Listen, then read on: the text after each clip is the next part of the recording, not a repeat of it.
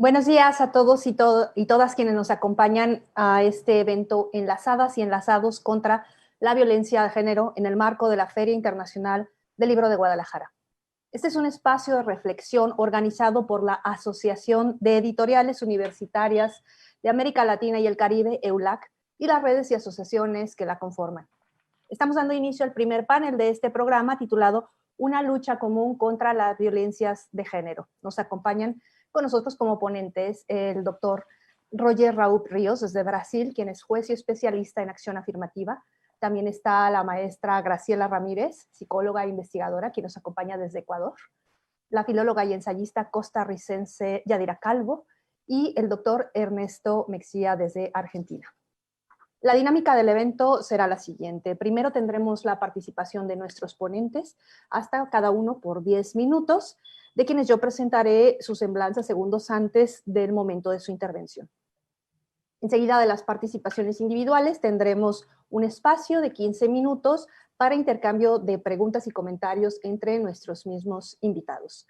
Finalmente, y en función del tiempo que tengamos disponible, tendremos un espacio para preguntas del público. Hago atentamente a las personas que están sintonizando este evento desde sus casas a que nos envíen a través del chat las preguntas que les vayan surgiendo para que podamos dar este espacio al final para respuesta por parte de nuestros ponentes.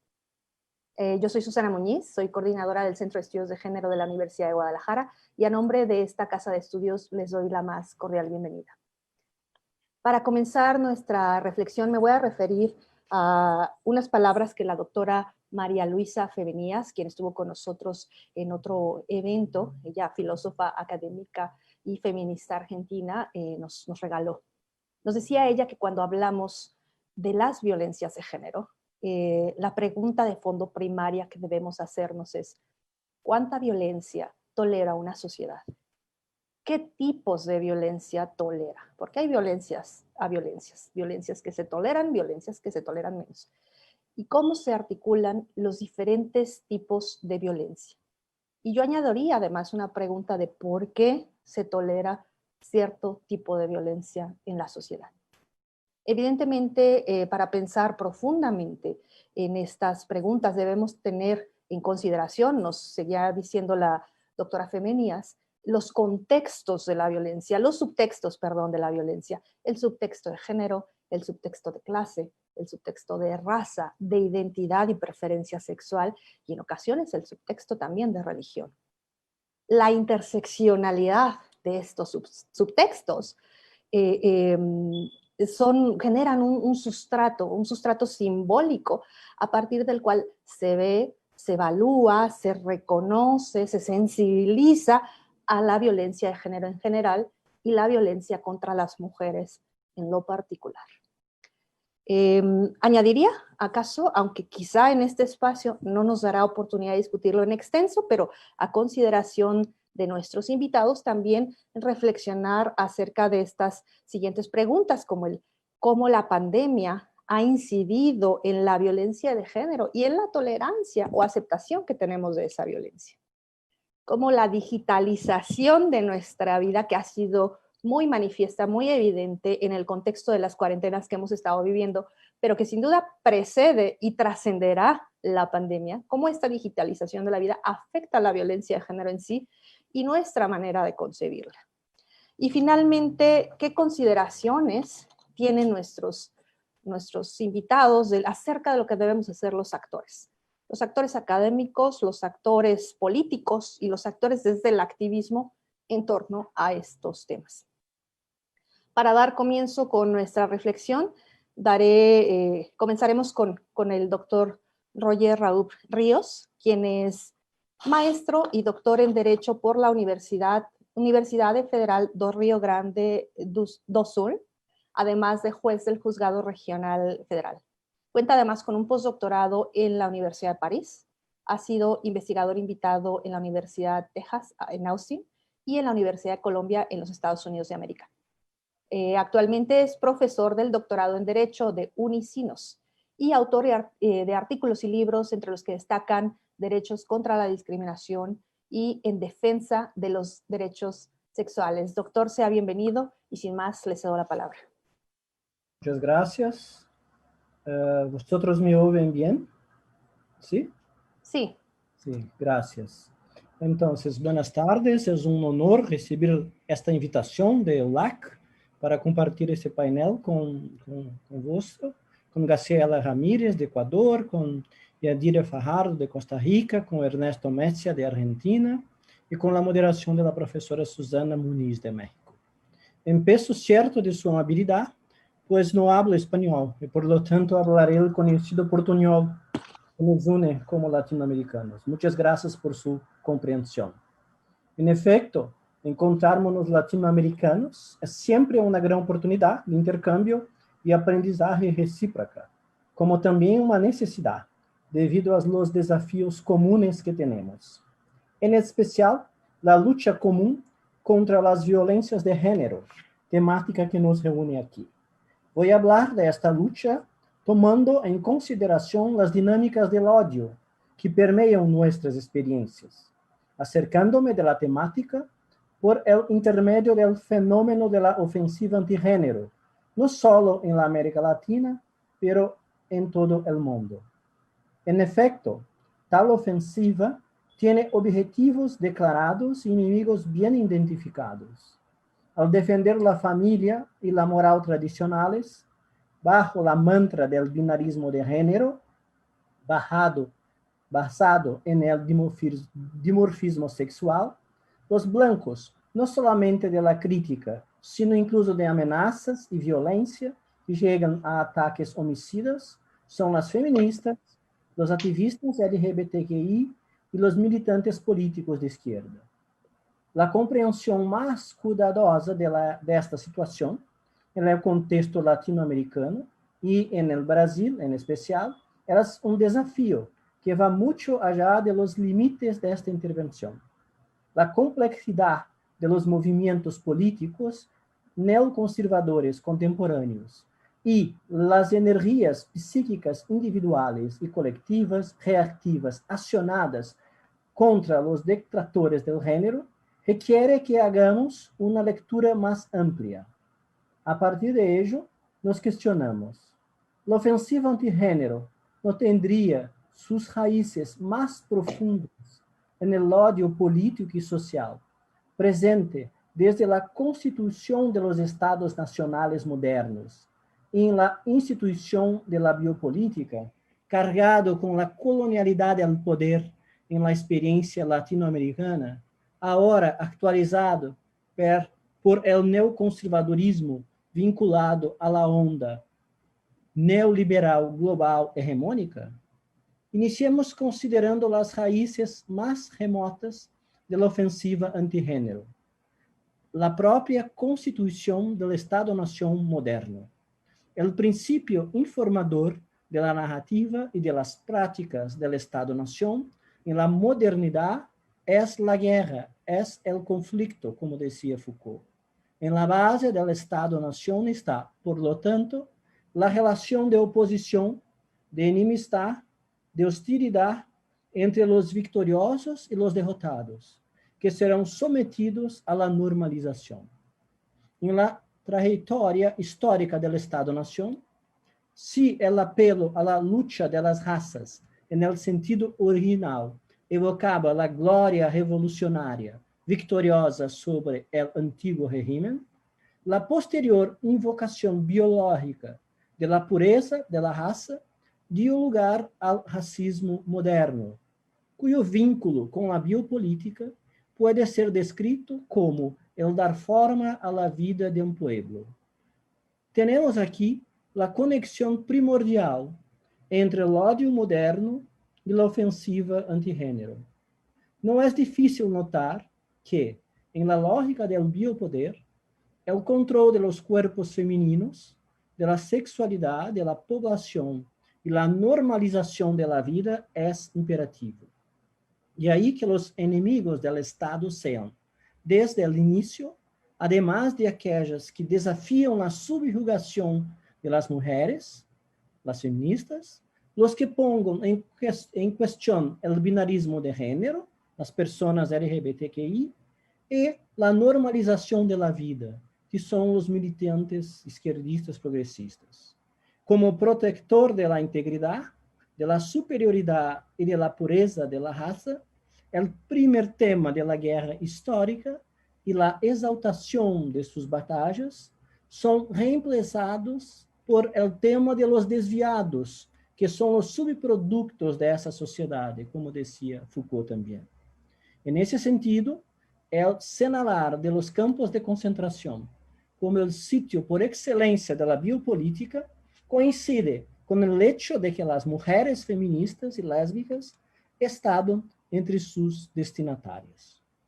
Indicadas las raíces, el desarrollo y las conexiones entre el odio político y la biopolítica con los blancos de la ofensiva antigénero, se puede examinar la relación con la colonialidad del poder.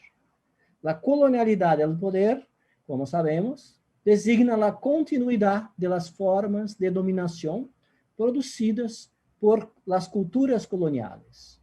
En la lectura de Quijano, el elemento constitutivo en la mentalidad y en la práctica de las relaciones de dominación entre conquistadores y conquistados se da por la diferenciación enunciada en la idea de la raza.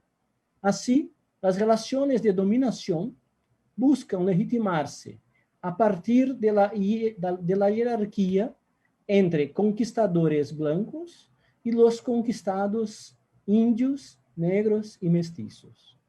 Por ello, el odio político y social se revela tanto en la constitución del Estado-nación moderno como también en la colonialidad del poder.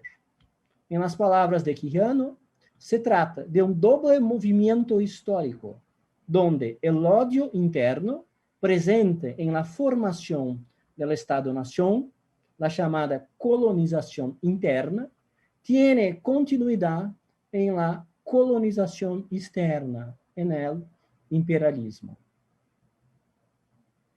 Si examinamos los ataques contemporáneos contra la ideología de género, así llamada en Brasil y en otros países, su intensidad y sus métodos, todo nos lleva a la confirmación de esa lectura. Especialmente los ataques violentos, físicos y morales, individuales, colectivos e institucionales, dirigidos a sus blancos directos y predilectos, revelan que se trata de un fenómeno incrustado en la mentalidad, en las prácticas de dominación que constituyeron las sociedades coloniales y los estados nacionales latinoamericanos en sus procesos de independencia. De hecho, tomando en cuenta el caso brasileño, no es coincidencia que las feministas, las personas LGBTQI y los activistas políticos de izquierda serán vistos como ciudadanos peligrosos, riesgos y amenazas vivas de desestructuración de la familia y de la nación, imputaciones históricamente atribuidas a los indios, los negros y los mestizos. En esas rápidas notas sobre la ofensiva antigénero, la globalización neoliberal y sus reflejos se colocan de modo inapelable en los días de hoy. Sin la pretensión de avanzar en temas como el carácter neofascista de la política y de la sociedad actuales, la revolución tecnológica o la crisis del Estado-nación y de las democracias, se toma el neoconservadorismo a partir de la descripción de un fenómeno político concreto en el Brasil de los días de hoy.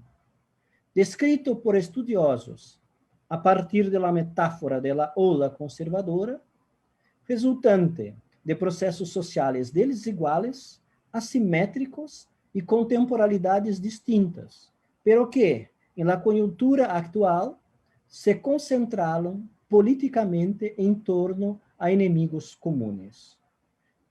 Por características próprias e por outras, adoptadas no processo eleitoral em Brasil, a candidatura del ahora presidente Bolsonaro articuló desigualmente estas líneas de fuerza: la demanda de seguridad, la moralidad de las costumbres, la descalificación del Estado por ser corrupto y paternalista, y la intolerancia interpersonal.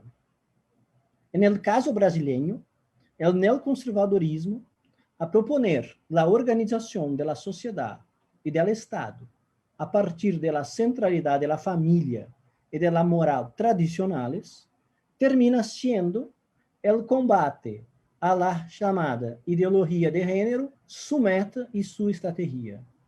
Meta a la medida en que la afirmación hegemónica y militante de estas concepciones tiene como objetivo instaurar un orden en el que las políticas públicas y la vida social, aunque alegada y formalmente democráticas, disminuyen y descualifican las diferencias, especialmente en cuanto a las expresiones de la sexualidad, a la igualdad de género y al pluralismo étnico, racial, religioso y político.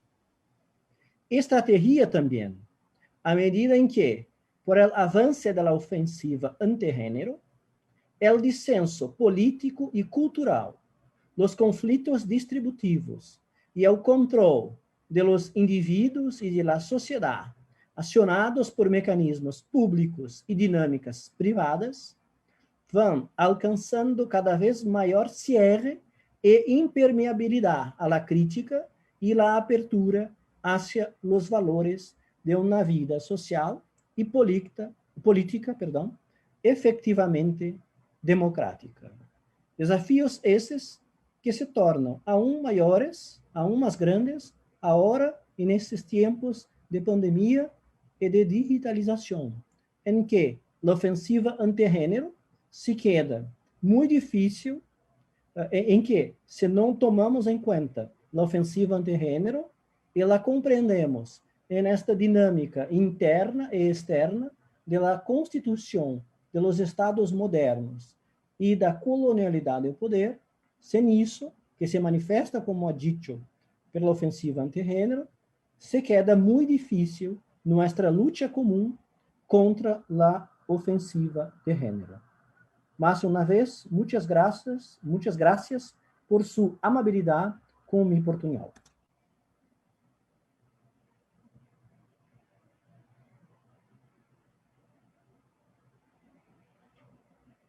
A ver. Muchas gracias al doctor Roger por sus palabras tan interesantes. A continuación contaremos con la participación de Graciela Ramírez, que es psicóloga clínica por la Pontificia Universidad Católica del Ecuador, candidata a doctora en psicología por la misma institución, maestra en ciencias sociales con mención en género y desarrollo por Flaxo Ecuador, maestría en lingüística teórica por la Universidad Pompeu Fabra y formación superior en psicoanálisis en el Instituto del Campo Freudiano en Barcelona. Ella es docente, psicoterapeuta e investigadora, especialista en trabajo con grupos de atención prioritaria en intervención y prevención de violencia de género, maltrato infantil y delitos sexuales, promoción de derechos ciudadanos y derecho participativo de proyectos comunitarios con jóvenes. Recientemente, junto con Ernesto Flores y Natalia Quirós, coordinó el libro La quiero a morir, facetas del femicidio en Ecuador. Estimada Graciela, muchísimas gracias por estar con nosotros y te cedo la palabra hasta por 10 minutos. Bueno, buenas tardes a todos, a todas. Muchísimas gracias por poder compartir este espacio con todos los colegas, Roger, Susana, Ernesto, Yadira, Daniela, Antonio. Para mí es un gusto escucharles. Esta primera ponencia de Roger me hace pensar justamente en esta lucha común que tenemos por sostener espacios de discusión, por sostener espacios donde se pueda trabajar el enfoque de género, donde no se utilice peyorativamente, ¿no es cierto?, esta idea del género como algo peligroso, sino simplemente como una forma de entender el mundo, como una forma de leer algo que está pasando. En el marco del 25 de noviembre, el día de la eliminación de la violencia contra las mujeres, siempre tenemos una serie de eventos académicos, una serie de eventos comunitarios en los que nos invitan a participar, y a mí me ha hecho mucho sentido participar de este espacio Por eso le agradezco nuevamente a ULAC y al Centro de Publicaciones de la PUCE por permitirme comentarles un poco de nuestro trabajo, porque hay distintas formas de sostener la militancia. Y este libro del que les vengo a hablar es una forma de sostener la militancia a través de la letra, a través de los subtextos, como decía Susana, de los textos y los subtextos, y también de la imagen, ¿no? Que recoge una serie de elementos. Entonces, para empezar mi participación, quería compartirles un momento la pantalla, solo un segundo. Como ustedes pueden ver, ahí tienen la portada de nuestro libro, La quiero a morir, facetas del femicidio en Ecuador, escrito mayoritariamente por psicólogos y abogados que trabajamos en los espacios forenses, periciales y también terapéuticos con víctimas de distintas violencias y con los familiares y los hijos, las hijas, las familias en general de mujeres, de compañeras que ya no están con nosotros. Para nosotros era muy importante mostrarles justamente lo impactante de la portada, el tiempo que nos tomó decidir justamente cuál iba a ser la portada de nuestro libro, porque tiene un valor y tiene un sentido justamente de la militancia que nosotros sostenemos. En el Ecuador nos tomamos en muchos momentos, inspirados por México, por supuesto, en varios eventos, nos hemos tomado los espacios públicos con zapatos rojos, con zapatos teñidos de rojo que representan a todas las mujeres que ya no son nombradas, a todas las mujeres a las que se les ha negado su nombre propio y que pasan a ser parte de la estadística. Entonces, este libro justamente se transformó en un esfuerzo por nombrarles permanentemente, por reconocer esta lucha que hacemos también desde las letras. Sin querer, digamos, expandirme en la parte anecdótica, quería pasar a leerles un poco del prólogo de nuestro libro, escrito por mi colega y editor Ernesto Flores, para poder situar un poco el trabajo y poder empezar la discusión. A la fecha que se escribe el presente prólogo, estamos hablando del año 2018, los noticieros nacionales se hacen eco de la noticia que en nuestro país, durante lo que va del año, se han producido 112 femicidios. Información que da cuenta de un año particularmente sangriento, caracterizado por una violencia sistemática contra las mujeres, que la ideología machista y patriarcal, por más que utilice todos los medios a su alcance, no logra ocultar. Crímenes brutales que suceden en todas las regiones del país, que son la muestra obscena de una sociedad donde la mujer es víctima particular de la violencia social que entraña la reproducción del capital en general y que en sus ciclos de crisis se vuelve especialmente criminal. El presente libro revela esta condición especial de delito en cuestión, el femicidio. No es un accidente o una patología de la sociedad moderna. Por el contrario, es la expresión de una sociedad que condena a la mayoría de su población a una miseria desgarradora y considera que la mayoría de esa mayoría son mujeres, y en tanto mujeres que sufren una violencia estructural, doble violencia social y violencia privada, convirtiéndose en víctimas en el seno de su familia íntima, y las muertes en manos de sus parejas, que es la principal forma final de una criminalidad que se origina en los mismos fundamentos de la civilización occidental. La sociedad ecuatoriana ha visto en los últimos tiempos surgir 3 fenómenos ideológicos opuestos en torno al debate respecto a la violencia contra la mujer. En primer lugar, una postura oficial que por un lado condena y genera políticas para la supuesta prevención de delitos violentos, pero que al mismo tiempo, desde el discurso, desde las sociedades, desde las prácticas, desde los procesos de la modernización, acentúa los fundamentos de la opresión y la violencia contra los empobrecidos en general y contra las mujeres en particular. Una segunda propuesta ha sido el desarrollo de un discurso cínicamente machista desde posturas pseudoacadémicas que legitima esta opresión y defiende de manera la supuesta violencia que sufren los hombres por parte de las mujeres y que reivindica una superficialidad de una estructura que necesita ser barrida de la historia, esta estructura del patriarcado. Finalmente, tenemos la respuesta de los oprimidos, la voz de mujeres que defienden la necesidad de construir una sociedad más justa donde la violencia contra la mujer, el patriarcado, la explotación, la discriminación en género en todas sus formas desaparezca. Y desde las diferentes trincheras defienden la necesidad de denunciar el orden social actual. Este libro se enmarca en esta tercera y radical postura, a saber, no es un texto ingenuo o cubierto de una objetividad académica, es un texto comprometido y político. Es un texto desde la psicología y el derecho y pretende denunciar abiertamente la estructura de dominación patriarcal de la sociedad ecuatoriana y la necesidad de transformarla. Es un grito por aquellas que ya no están y propone un compromiso con esas 112 mujeres y millones más en el mundo que en este mismo momento yacen asesinadas impunemente, víctimas anónimas de una sociedad y una civilización que transita sus finales y más oscuras horas. Víctimas anónimas que en un futuro diferente serán representantes de la justicia e igualdad y que solo se levantará sobre las ruinas del patriarcado y nuestra sociedad como la conocemos hasta ahora. Ernesto Flores Sierra, 18 de septiembre del 2018, día del femicidio de Rita, Juana, María, Lucía y todas las otras compañeras que se perdieron en la estadística y que no son nombradas. Quería justamente leerles este espacio, leerles esta parte del texto, porque para nosotros fue todo un esfuerzo investigativo recoger distintas experiencias reales de operadores de justicia a lo largo del país, en todas las regiones del país, de procesos de acompañamiento, de procesos judiciales llevados a término, de procesos judiciales no llevados a término, para destacar cuáles eran los nudos críticos en la atención de estos casos, tomando en cuenta que la tipificación del femicidio en el Ecuador se dio apenas en el año 2014 y que es un tipo penal todavía muy criticado. Todavía no podemos ganar la mayoría de los casos por femicidio porque la argumentación justamente en los juzgados, me imagino que Roger también podrá decirnos algo de esto, no alcanza para demostrar que una mujer no se muere en las mismas condiciones que un hombre. Es por eso que nosotros propusimos este material a manera de militancia que recoge el esfuerzo más o menos de 2 años de investigación y que ustedes pueden obviamente encontrar y revisar desde frases que en la cotidianidad se usan mucho. Por eso escogimos el título, ¿no es cierto? Esta idea de la quiero morir, que a todos les suena a una canción. Entonces, nosotros aprendimos en los textos que el amor es algo doloroso, que el amor es algo de opresión, que el amor implica, ¿no es cierto?, muerte, y nosotros le quisimos dar la vuelta y explicar estas distintas facetas del femicidio en el Ecuador, que no respeta, digamos, situación social, por supuesto, que no respeta las distintas regiones de las que nos encontramos, pero que sí transversaliza permanentemente género, ascendencia étnica, mujeres en situación de movilidad humana, que obviamente son víctimas aún más vulnerables.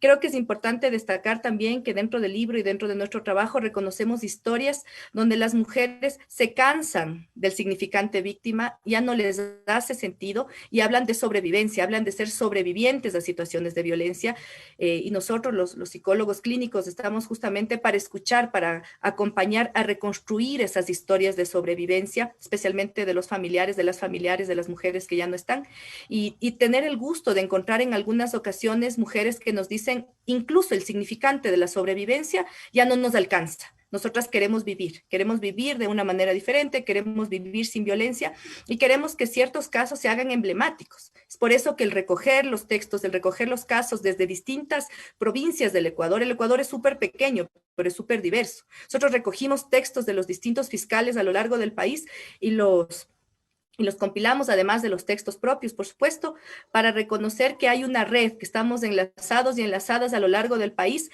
desde las universidades, desde la academia, y con el impacto de tener un libro con la portada que ustedes pudieron ver en las principales librerías del Ecuador. Nosotros estamos seguros que llama la atención y que inicialmente dirán, no sé, es un texto de salsa, de música, de una cuestión así social, pero no, es un título impactante, un título importante que le da la vuelta a esa idea de que solo son palabras, solo se dijo algo, como que se lleva el viento las palabras, y sin embargo nosotros sabemos que las letras, que los textos transforman el mundo, transforman realidades.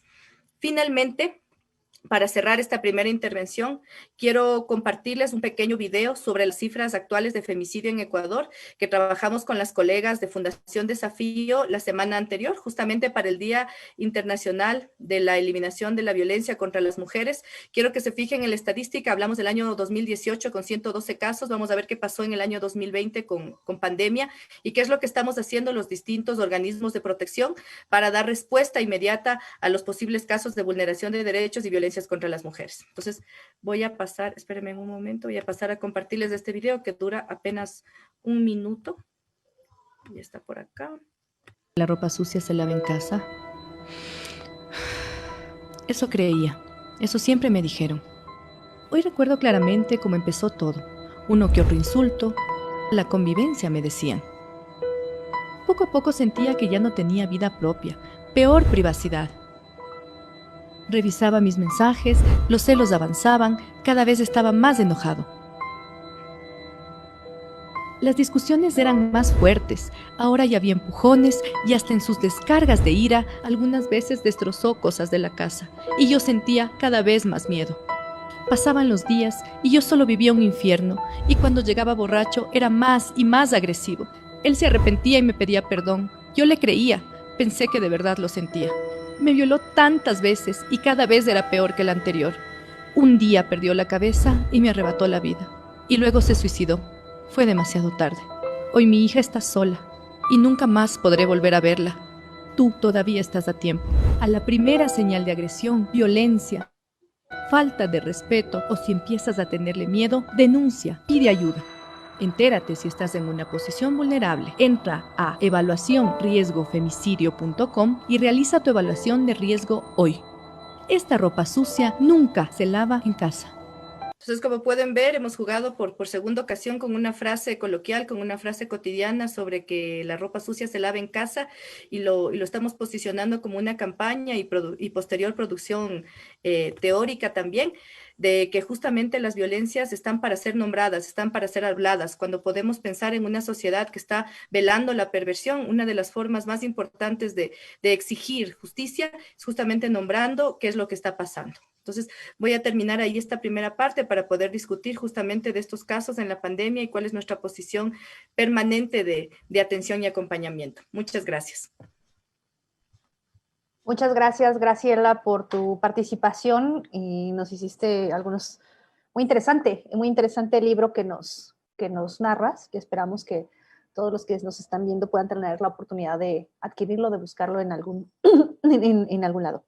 Bueno, a continuación contaremos con la participación de la doctora Yadira Calvo, quien es filóloga, ensayista y que desde los años 80 se dedica al análisis y la denuncia de la situación de las mujeres en nuestra cultura.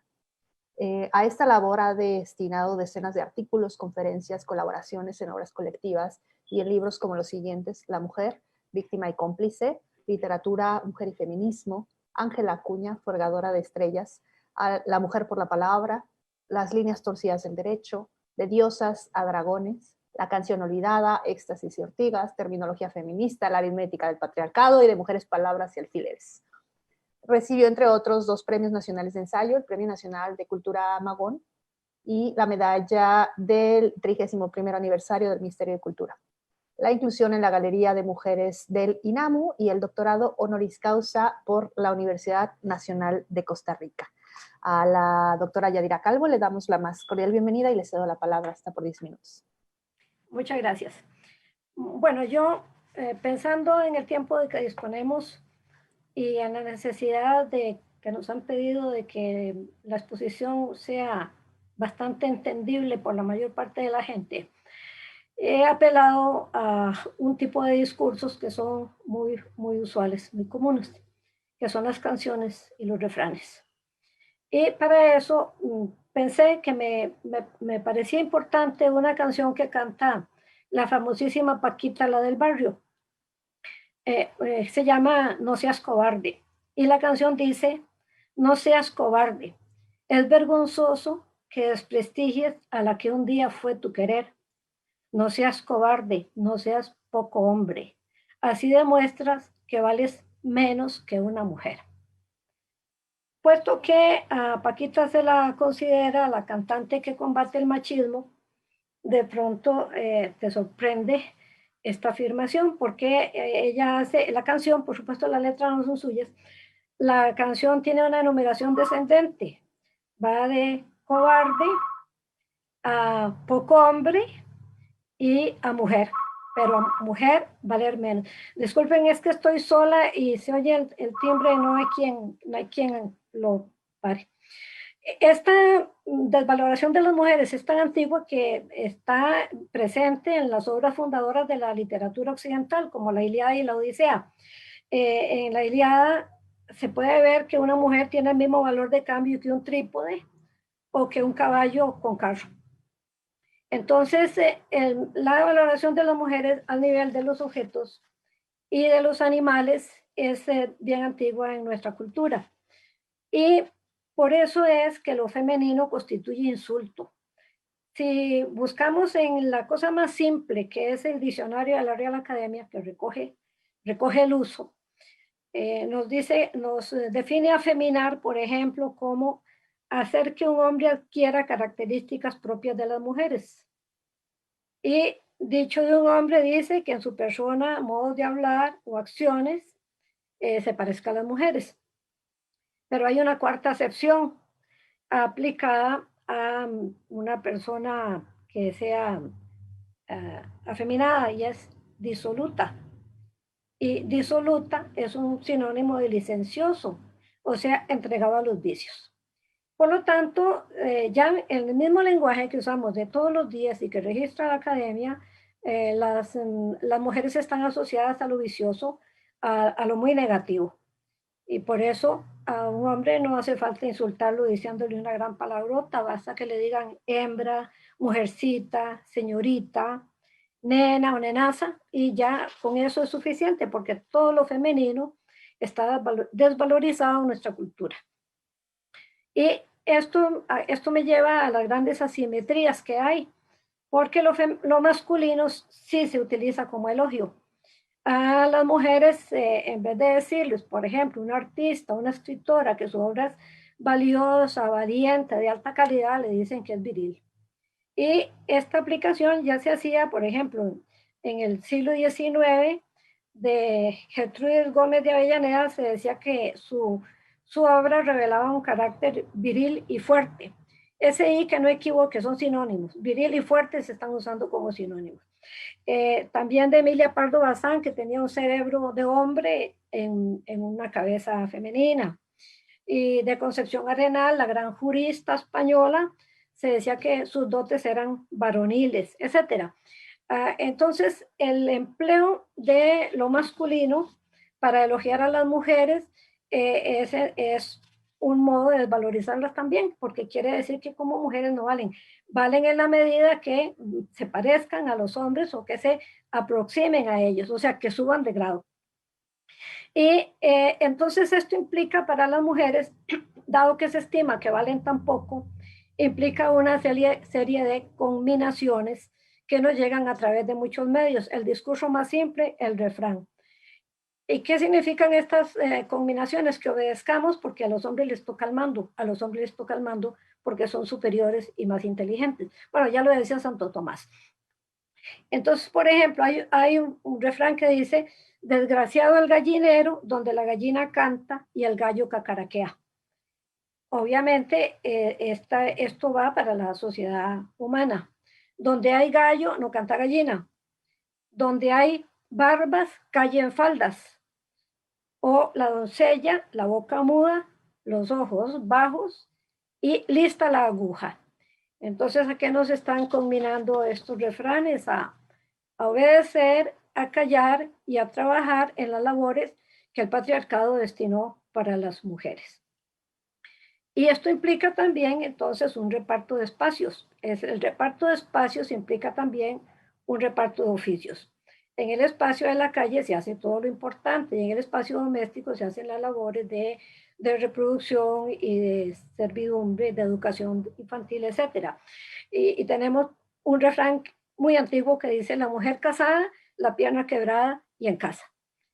Eso lo dice también Fray Luis de León en su Perfecta Casada, o sea que esto que está al nivel de lo más popular está también en las obras de teólogos y en las obras de filósofos, esto también lo dice Rousseau, o sea, con más discurso, porque esto es una síntesis. O el hombre en la plaza, la mujer en la casa. Con lo cual el espacio está clarísimamente distribuido con qué le corresponde a cuál. Y esto lo asume la publicidad para vender, porque esto está tan aceptado que la publicidad vende con eso. Entonces la publicidad nos pone, por ejemplo, una señora lidiando con la suciedad de la cocina y llama a Mr. Músculo. Mr. Músculo llega y él le dice, bueno, la ciencia de la limpieza difícil soy yo. ¿Qué es Mr. Músculo? Pues una figura varonil. ¿Por qué? Porque en esta forma de conceptuar a los sexos, las mujeres no saben ni de lo que saben, ni de lo que deben saber. ¿Por qué? Porque son más tontas, porque son más ignorantes. Y entonces es una figura varonil la que es la voz de autoridad. Porque si pone otra mujer, no es, la autoridad no es tanta. Vamos a un anuncio de unas pastillas para la tos. Aparece una señora tosiendo, se dirige a una chiquita como de 4 años y le dice, Sofía, siento mucho molestarte, tengo que tomarme un día libre.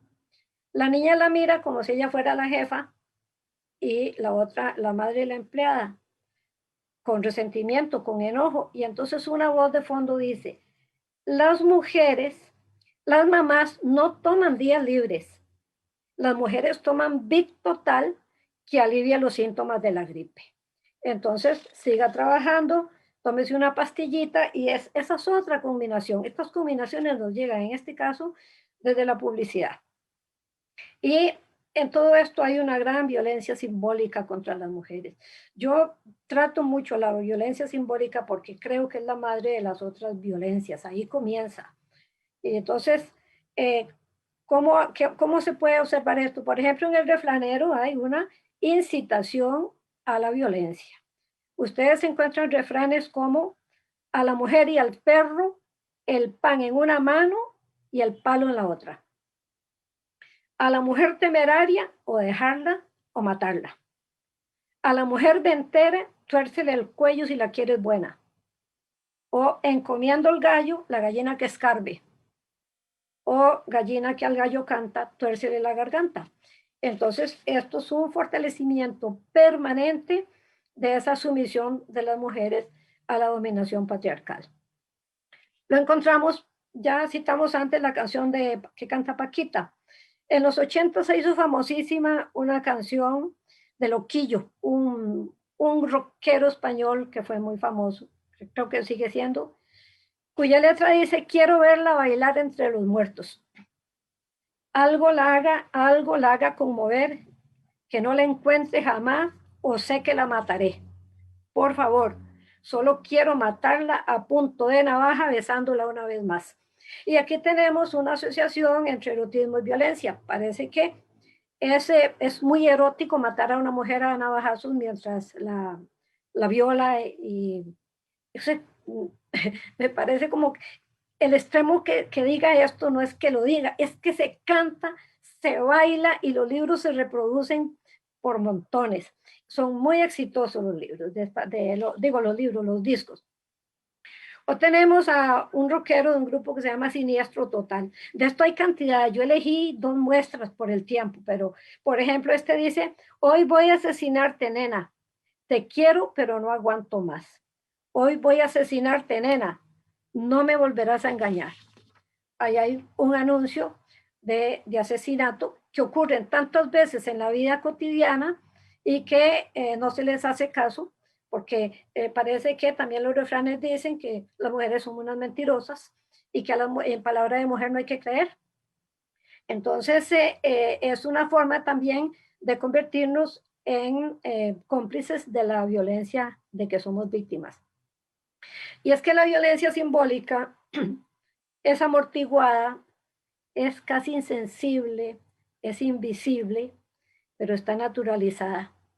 Es habitual y es inconsciente. Y por lo tanto se acepta como una cosa natural, es moneda corriente, es algo que corre todos los días y no tiene coacción física, pero impulsa a la coacción física. Como está inscrita entre los hábitos y las disposiciones de las personas, pues parece, está bien, es natural, o sea, así es como es. Y eso implica que el grupo de las mujeres se piensen a sí mismas con las categorías del patriarcado. Por eso se cantan esas canciones, por eso las bailamos y las cantamos en las fiestas, y al hacerlo esto ayuda a mantenerlas. Por lo tanto, yo creo que las mujeres y los hombres, pero en general a las mujeres que somos las afectadas directas con esto, no nos conviene bailar estos ritmos ni cantar estos cantos. Creo que debemos reaccionar de modo que esto se denuncie como formas de violencia. Y ya para terminar, quiero concluir con una frase de Rosa de Luxemburgo que me parece muy sabia. Dice ella, y eso pienso yo, dice, quiero un mundo donde seamos socialmente iguales, humanamente diferentes y totalmente libres. Yo me adhiero a esa frase y creo que es importante que las mujeres nos pensemos en esos términos. Eso es todo por ahora. Gracias. Muchas gracias, doctora Yadira. Muy interesante lo que nos comenta.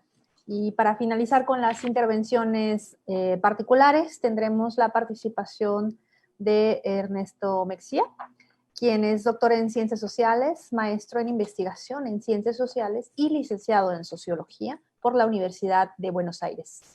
Es profesor titular de grado y posgrado en la Universidad Nacional del Litoral y en la Universidad de Buenos Aires. Estudia las dinámicas sociales de la discriminación por orientaciones sexogenéricas y las subjetividades contemporáneas.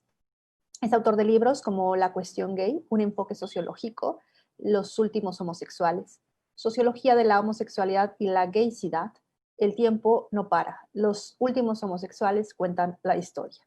Y ha sido coordinador de biografías y sociedad, métodos y perspectivas, así como autor de numerosos capítulos de libros y artículos académicos en revistas científicas nacionales e internacionales. Le damos la bienvenida a Ernesto Mexía y le cedo la palabra hasta por 10 minutos.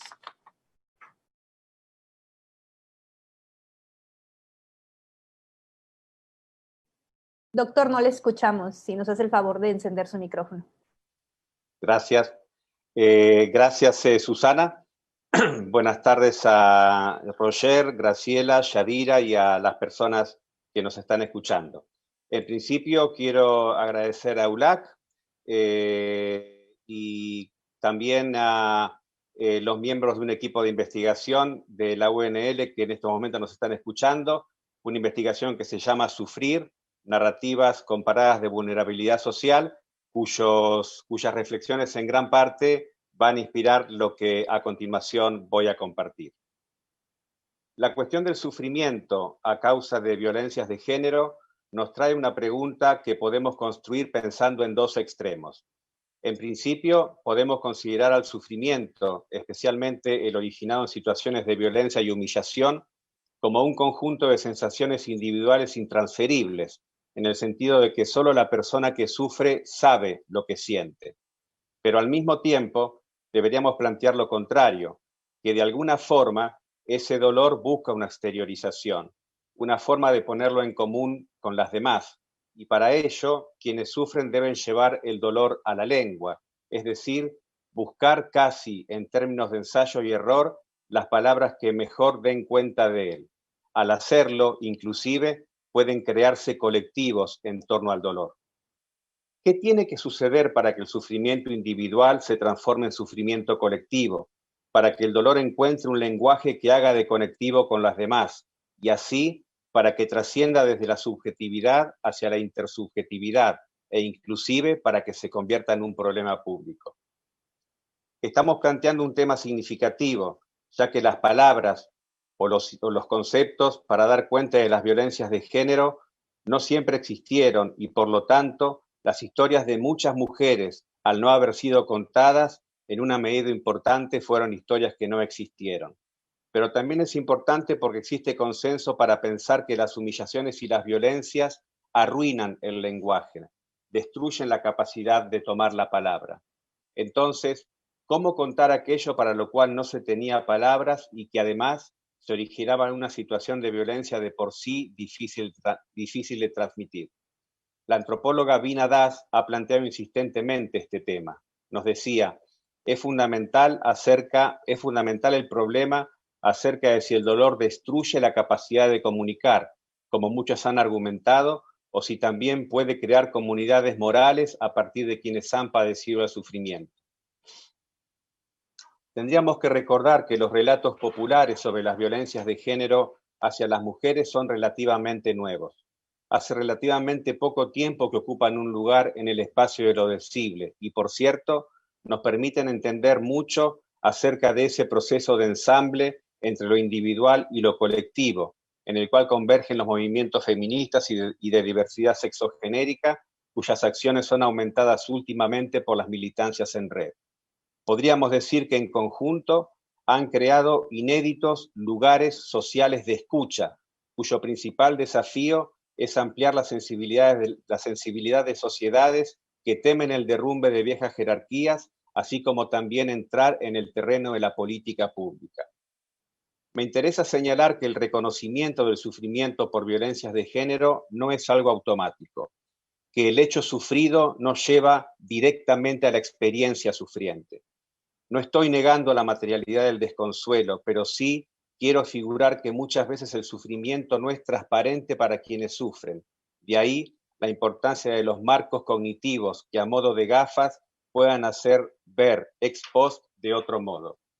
Esta cuestión fue atendida por la socióloga feminista Eva Iluz en sus investigaciones sobre cómo los primeros movimientos feministas crearon marcos de injusticia para ver, entre comillas, el sufrimiento que causan las violencias de género.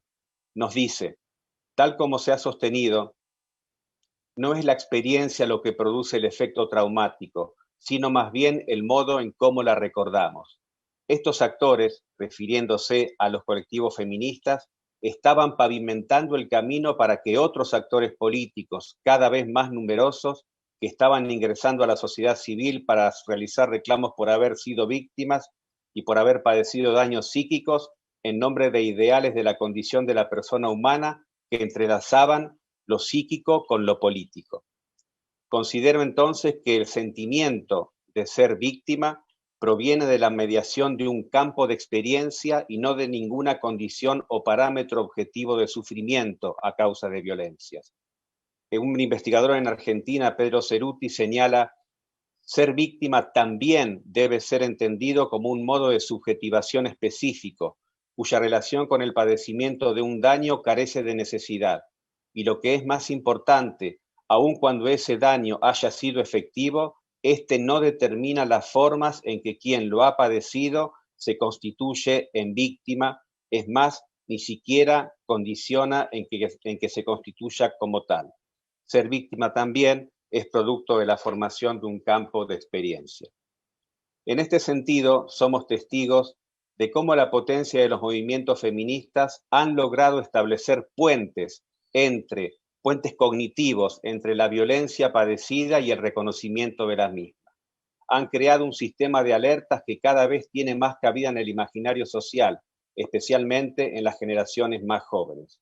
El resultado del establecimiento de esos puentes son justamente los relatos que escuchamos a diario. Relatos del tipo "ni una menos en mi país", "Me Too" o "yo te creo", que patentizan nuevos nunca más en distintas sociedades anteriormente monopolizadas por la visión androcéntrica del mundo. Esos relatos, como sabemos, están en la base de nacientes dispositivos de política pública para erradicar las violencias de género. Sin embargo, una de las reflexiones que quisiera dejar es que aún nos falta escuchar más relatos de violencia, probablemente muchos más relatos. Hace años, el sociólogo Ken Plummer, hablando de los relatos de coming out de gays y lesbianas, había sugerido que los relatos deben crear más relatos y que en este sentido tenían una función emancipatoria política. Ken Plummer quería decir que los primeros relatos que forjaron autoimágenes dignas para gays y lesbianas fueron la condición para que nuevos relatos se animaran a buscar un lugar y a establecerse en el orden de lo decible, como si ya no fuera necesario el relato de una colectividad, sino la apuesta a la emergencia de todos los relatos posibles, porque en realidad esa supuesta colectividad gay lesbiana escondía en su interior numerosas comunidades de sentido cuyas cosmovisiones oscurecía o no trataba en sus propios términos. Escribió: los relatos entonces comienzan a generar un efecto bola de nieve. No solo el coming out de gays y lesbianas blancos, también los de varones negros, las lesbianas negras, las lesbianas hispanas, los varones hispanos, los asiáticos, las mujeres judías, los gays ancianos, las lesbianas y los gays sordomudos, y como veremos más adelante, historias de coming out de hijos hacia padres y de padres hacia hijos. Se trata de un relato global, ya que muchas de las historias contadas se abren camino por el mundo. Creo que podríamos tomar la reflexión de Plummer para pensar el estado de nuestra escucha actual ante las violencias de género contra las mujeres.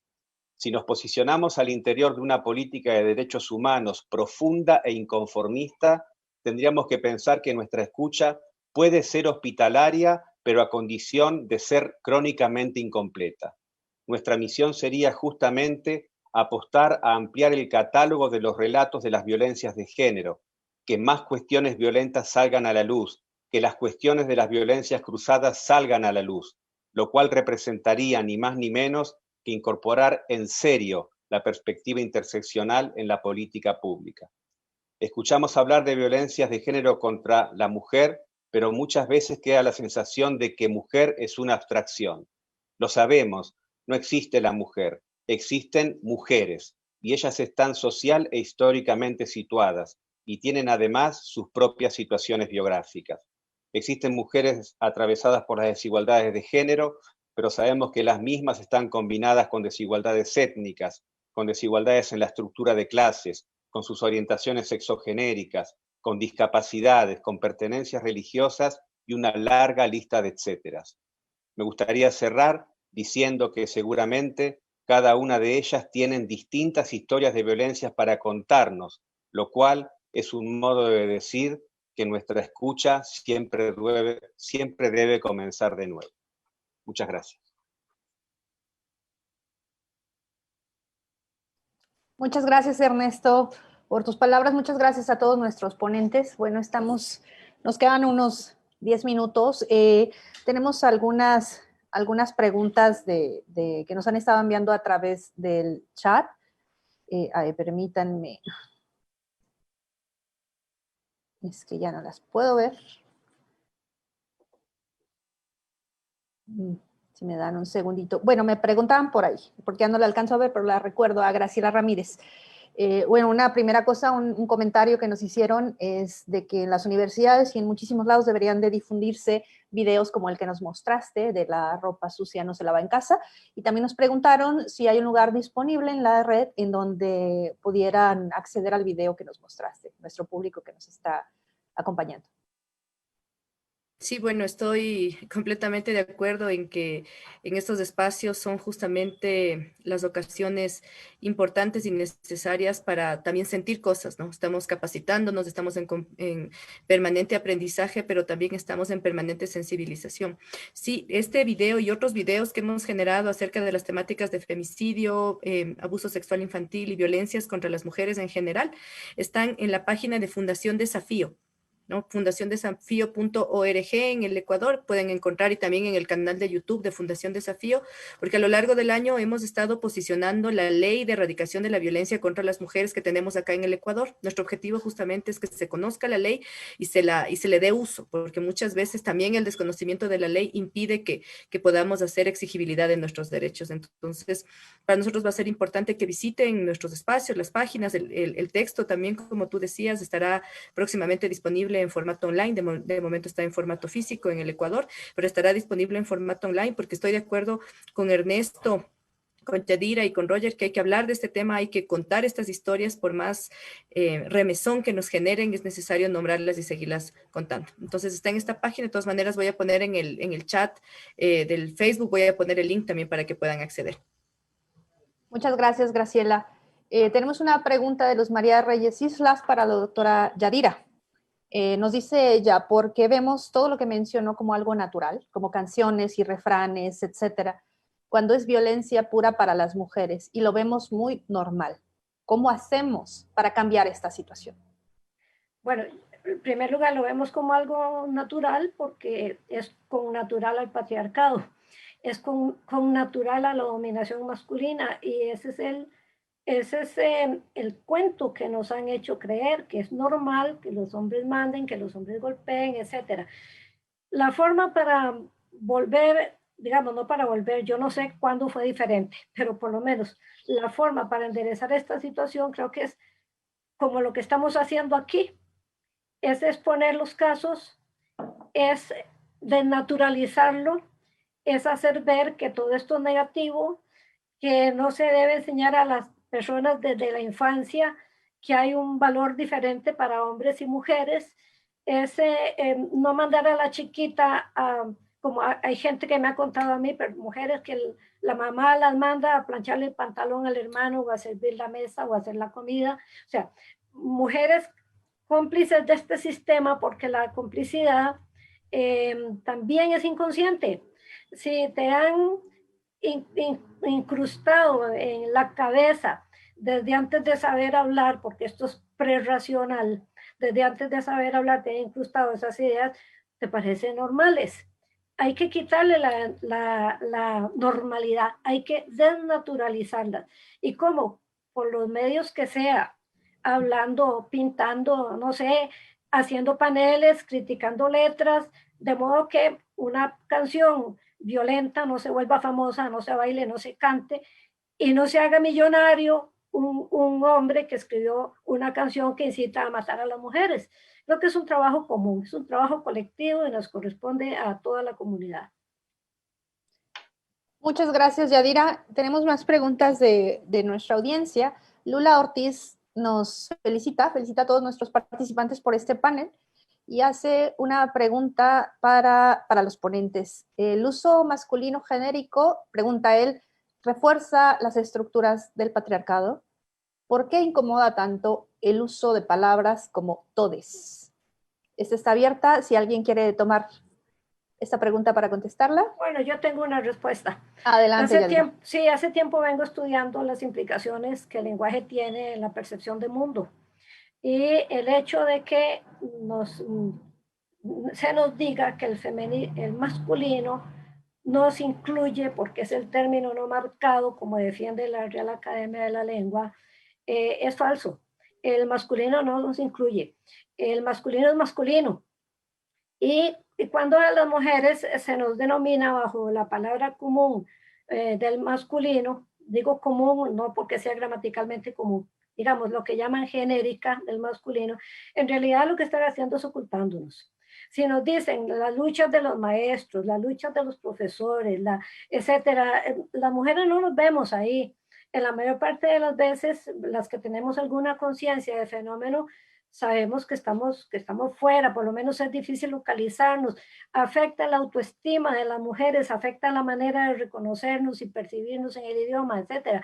Yo creo que tiene grandes implicaciones en esta forma de violencia que es ocultar, porque si ya nos ha venido ocultando la historia y nos ha venido ocultando cualquier historia, la historia del arte de la medicina, etcétera, nos ha ocultado la medicina, nos ha ocultado todos los ámbitos de la cultura, nos han venido ocultando o desvalorizando. Recuerden que la ciencia del siglo XIX estaba absolutamente al servicio de demostrar que las mujeres no tenían cerebro, porque en ese momento las mujeres luchaban por ingresar a las universidades y decirte que no puedes es la manera más fácil de desarticular esa ambición. Entonces, yo lo que digo es que si bien el lenguaje no es el único frente desde que las mujeres nos vemos atacadas u ocultadas, es uno de los frentes porque de todos los ámbitos de la cultura esto funciona igual, porque los ámbitos de la cultura todos nos piensan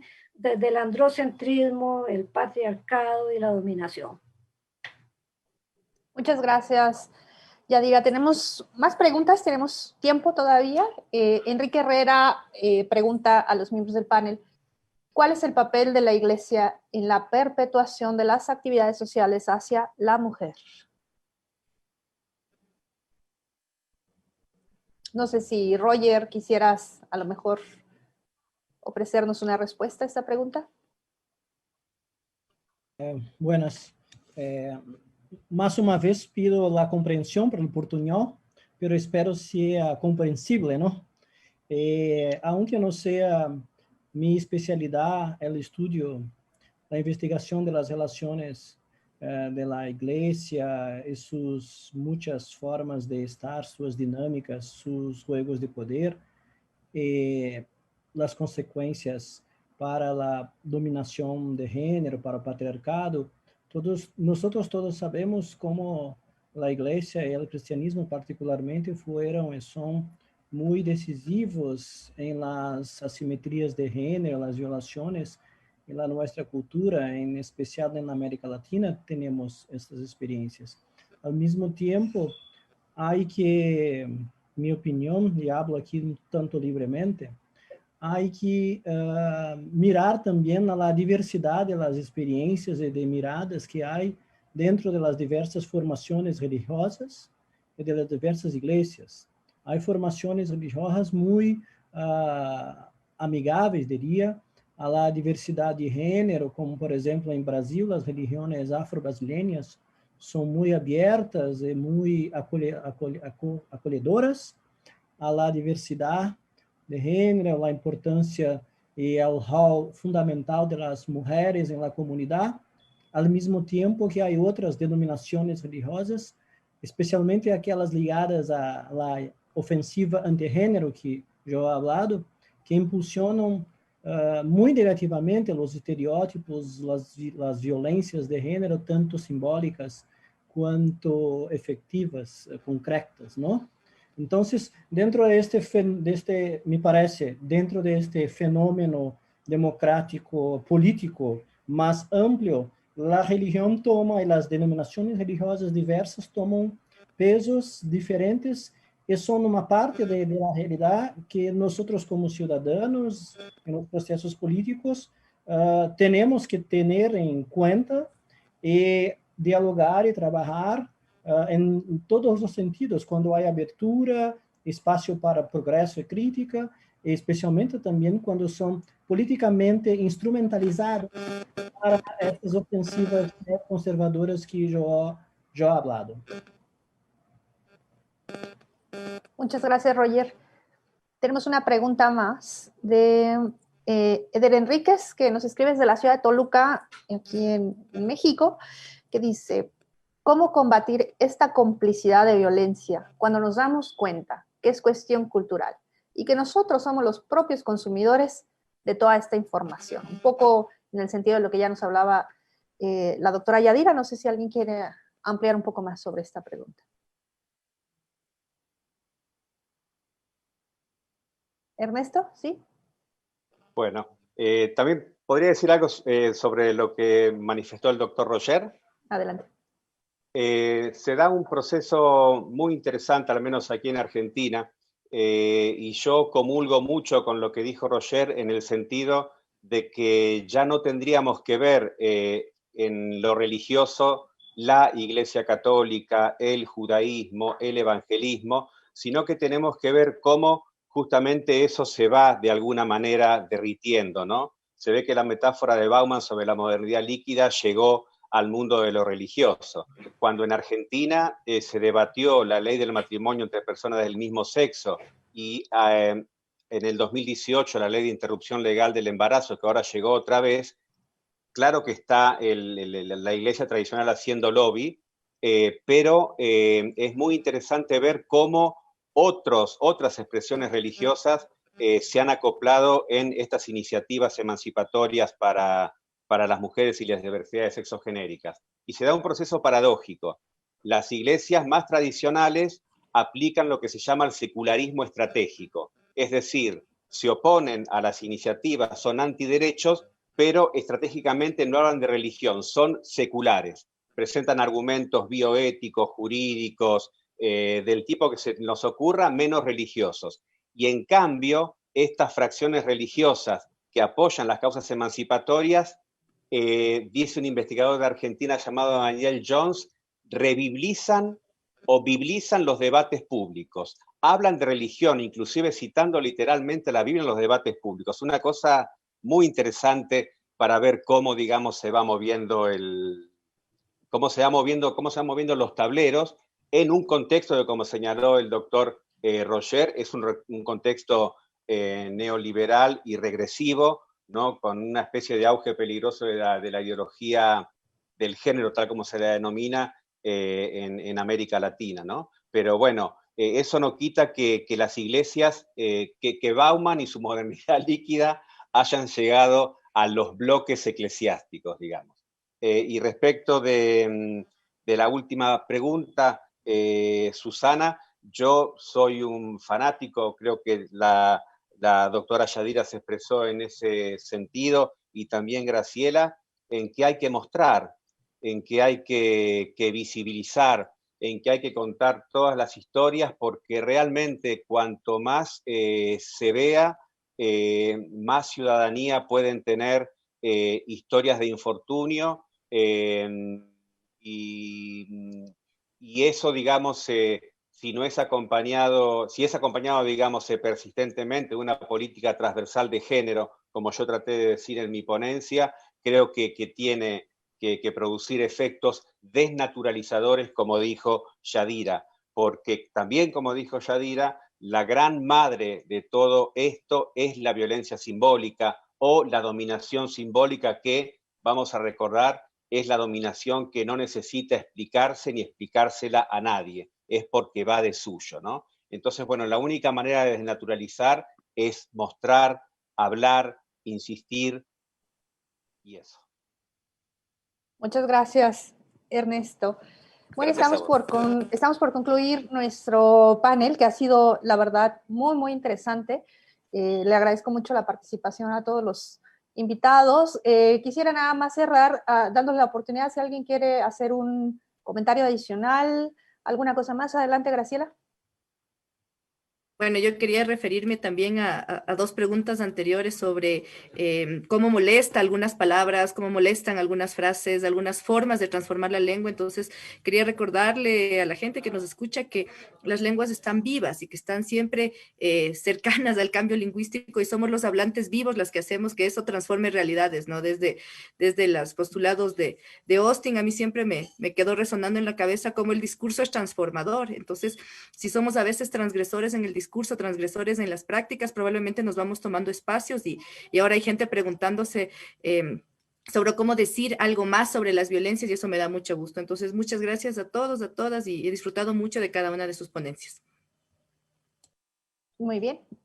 ¿Alguien más? Muchas gracias. He disfrutado también mucho.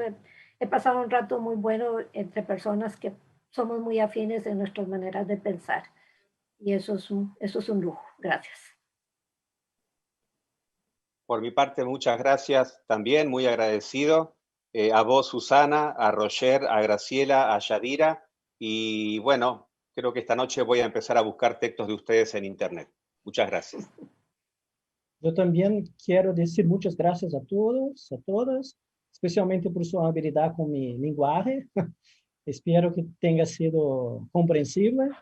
E hoy, como fue dicho antes, tener espacios como este son muy importantes, no solo para hacer las ideas caminhar más. La Asociación de Editoras Universitarias es muy importante para eso también, pero también para nosotros nos fortalecernos mutuamente, recíprocamente, dado que vivimos en el mundo, en Brasil es muy claro eso, tengo certidumbre que todos vosotros saben de eso, realidades muy difíciles y hostiles a los derechos básicos, a la democracia, en especial las cuestiones de género, como ha dicho. Este intercambio, este contacto, siempre fue importante en nuestra región para enfrentarnos las dictaduras, los procesos de fechamento, de cierre político, pero creo que hoy, mucho más, con estas crisis de las democracias en el continente, en el Brasil en particular. Pido como brasileño la atención especial de vosotros también a este momento histórico que vivimos. Muchas gracias. Muchas gracias, Roger. Muchas gracias a todos. Y bueno, con esto concluiremos nuestro panel, Unidos contra las violencias de género. Mi nombre es Susana Muñiz, soy coordinadora del Centro de Estudios de Género de la Universidad de Guadalajara, a nombre de esta Casa de Estudios, de la Feria Internacional del Libro, de la Asociación de Editoriales Universitarias de América Latina y el Caribe, aquí de la librería Carlos Fuentes, que es en donde me encuentro en este momento. Les agradezco mucho a todas las personas que están viéndonos y, por supuesto, primariamente a nuestros invitados. Y antes de concluir, me gustaría nada más darle la voz a Daniela Verón, que es vicepresidenta de EULAC. Adelante, Daniela. Muchas gracias, Susana. Bueno, quería agradecerte por tu moderación, a cada uno de los panelistas, a Graciela, a Roger, Ernesto y Yadira, por todas las reflexiones que nos han regalado en este día de hoy. Y quería a todos aquellos que nos están escuchando transmitirle dos cosas. La primera, que pueden continuar mañana nuestra transmisión desde las 10 de la mañana, hora México. Va a haber 2 paneles súper interesantes y un diálogo de cierre. Pueden seguir la programación en enlazadas.eulac.org. Y asimismo, la segunda cuestión es que tanto el libro que mencionó y que explayó Graciela, La quise a morir, como los libros que hemos editado las editoriales universitarias de todos nuestros panelistas aquí presentes, los pueden encontrar en el catálogo que hemos hecho específicamente para este evento, Enlazadas y Enlazados contra las Violencias de Género, el catálogo de género que reúne más de 500 libros editados por las editoriales universitarias de América Latina, el Caribe y también de España. Así que bueno, los invitamos a conocer el catálogo, a leer a nuestros autores, y bueno, nuevamente el catálogo lo pueden encontrar en el mismo link que les mencioné anteriormente, que es enlazadas.eulac.org. Bueno, muchas gracias a todos y bueno, nos seguimos viendo mañana en esta FIL Guadalajara.